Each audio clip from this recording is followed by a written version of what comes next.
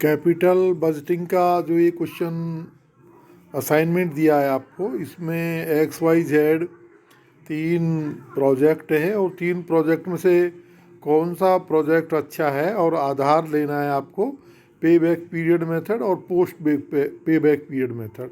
तो जैसे इसमें बताया है पे बैक पीरियड मेथड और पोस्ट पे बैक पीरियड मेथड का बताया है कि भाई जो पेबैक पीरियड निकालने का होता है initial investment upon cash inflow, और ये जो कैश इनफ्लो होते हैं वो आफ्टर टैक्स बिफोर डेप्रिसिएशन लेने होते हैं।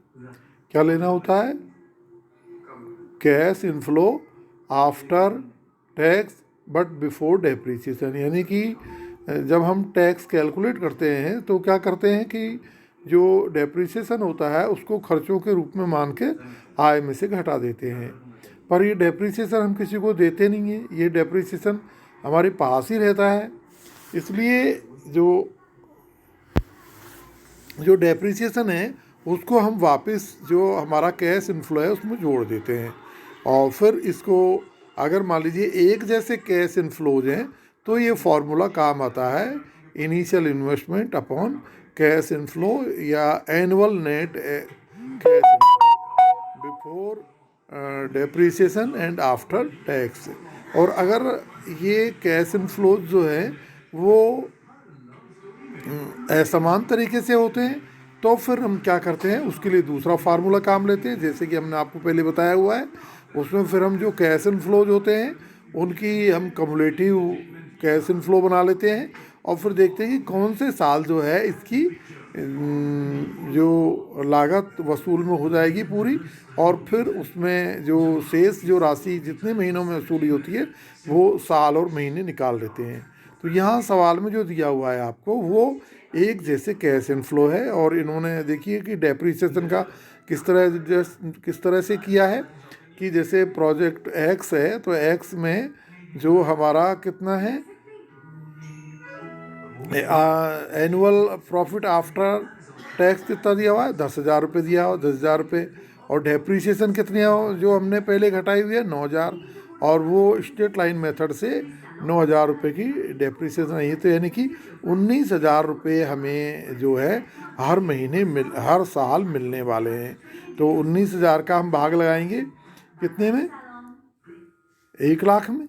1,00,000 में 19,000 का भाग लगाएंगे तो ये आएगा 5.3। पर ध्यान रखिए कि जब इस तरह का क्वेश्चन आता है तो आप 5.3 लिखेंगे तो आपके नंबर कट सकते हैं।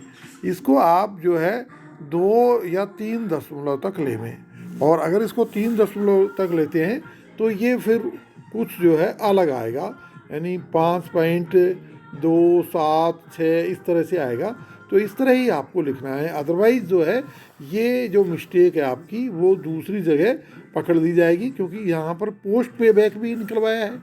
जैसे कि यहाँ देखते हैं अपन पोस्ट पे बैक का क्या फंडामेंटल होता है या उसका क्या तरीका होता है कि भाई जो मशीन की जो टोटल लाइफ है या प्रोजेक्ट की जो लाइफ है वो लाइफ में से सबसे पहले उसकी जो इनिशियल कॉस्ट घटा दीजिए। जब इनिशियल जो टोटल अर्निंग जो है उस टोटल अर्निंग में से, जैसे कि यहाँ पर जो एक्स में टोटल अर्निंग प्रति वर्ष कितनी है, 19,000 रुपये है, और तो 10 साल की कितनी हो जाएगी, 1,90,000 रुपये। अब ये जो टोटल अर्निंग है इसमें से आप क्या घटा देंगे, कॉस्ट घटा देंगे, और वो कॉस्ट कितनी है, 1,00,000 रुपया। तो बचिए कितने, 90,000। और इस 90,000 के अलावा लास्ट ईयर में आपको 10,000 रुपये स्क्रैप वैल्यू भी मिलेगी, तो यानी कि 1,00,000 रुपये मिलेगा। तो जैसे कि ये जो इन्होंने यहाँ बताया है इसमें बताया कि 99,300, जबकि वास्तव में 1,00,000 रुपये मिलेंगे। तो आप इसको क्या करेंगे इसके लिए कि जो ये प्रोजेक्ट एक्स के जो पेबैक पीरियड निकाला है, जो इन्होंने 1,00,000 में 19,000 का भाग दे के निकाला है और वो 5.3 है, वो 5.3 नहीं होकर थोड़ा कितना आएगा, थोड़ा कम आएगा, यानी कि 2.7 6 इस तरह से आएगा। तो वो ही लेना है हमको। और इसको आप अच्छी तरह से पूरी तरह से जो प्रोजेक्ट जेड है इसमें आप समझ सकते हैं। प्रोजेक्ट जेड में क्या है, 1,40,000 रुपया इनिशियल इन्वेस्टमेंट है, और जैसे कि इन्होंने 20,000 रुपये वो निकाला है क्या, आपका profit after tax before depreciation. तो ये 20,000 का भाग दिया तो 7 साल आए, तो 7 साल इनका पेबैक पीरियड मेथड है। अब इसी को अगर हम पोस्ट पेबैक पीरियड प्रॉफिटेबिलिटी देखते हैं तो वो सिंपल सा सिद्धांत है कि भाई जो 20,000 रुपये एक साल के हैं तो 14 साल के कितने हो जाएंगे, 2,80,000। 2,80,000 में इसकी इनिशियल कॉस्ट कितनी है, 1,40,000। तो कितने बच गए प्रॉफिट, 1,40,000 बच गए। और स्क्रैप वैल्यू कितनी मिलने वाली है, 14,000।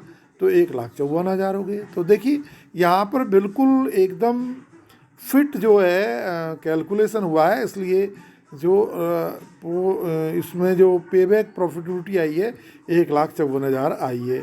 जबकि दूसरों में जो है अगर आप इस तरह से करेंगे तो ये आपका गलत माना जाएगा। यानी कि जब हम इनिशियल इन्वेस्टमेंट में कैश इनफ्लो का भाग लगाएं तो ईयर में हम बिल्कुल 3 दशमलव तक जाएं। जैसे कि 5.3 ये 1 दशमलव तक गए हैं, जबकि 5.276 ये 3 दशमलव तक जाना चाहिए, तब जाकर आपकी इसकी एक्यूरेसी आएगी।